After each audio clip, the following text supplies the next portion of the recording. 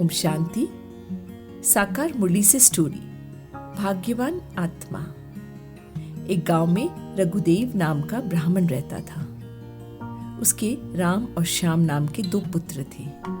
राम हमेशा अपने पिता द्वारा दी हुई श्रीमत पर चलता था, जबकि श्याम कभी कभी माया के वश होकर उल्टे कर्म भी कर लेता था। एक दिन श्याम को अपनी गलती महसूस होने लगी और वह अपने पिता से कहता है, पिताजी, मुझे अपनी गलती का एहसास है। कभी कभी माया के वश होकर मुझसे श्रीमत के विपरीत कर्म हो जाते हैं, परंतु अब मैं भी राम की तरह अब गुणों को निकालकर गुणवान बनना चाहता हूँ। आप ही बताएं मैं क्या करूँ। रघुदेव सोचता है कि पिता तो सदा अपने बच्चों के लिए रहमदिल होता है ना, तो श्याम को अपनी भूल का एहसास हुआ है।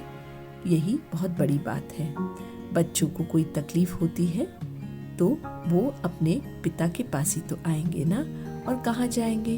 फिर रघुदेव श्याम को समझाते हुए कहता है, देखो बच्चे, बाप का पूरा वर्षा लेने के लिए सगे बच्चे बनो। सगे अर्थात पूरा संन्यास कर पवित्रता की प्रतिज्ञा करने वाले। तुम सदा सुखी रहो, यही बाप की आश रहती है। श्याम कहता है, धन्यवाद पिताजी, मैं सदा आपके बताए हुए रास्ते पर चलूंगा।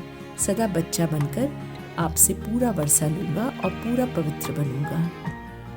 आप पर पूरा बलि चढ़ूंगा। अब श्याम भी राम की तरह स्वयं को मन रूपी दर्पण में देख भूतों को निकाल गुणवान बन गया। वह श्रीमत को धारण कर औरों को भी कराने लगा। धीरे धीरे वह अपने जीवन में आने वाले तूफानों के आगे बढ़ने का तोहफा समझकर मेहनत से छूट गया।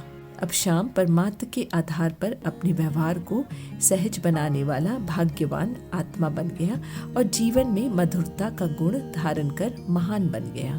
इस कहानी से हमें ये शिक्षा मिलती है कि परमात्मा के आधार पर व्यवहार को सहज बनाने वाले मेहनत से छूट जाते हैं और भाग्यवान आत्मा बन जाते हैं। अच्छा,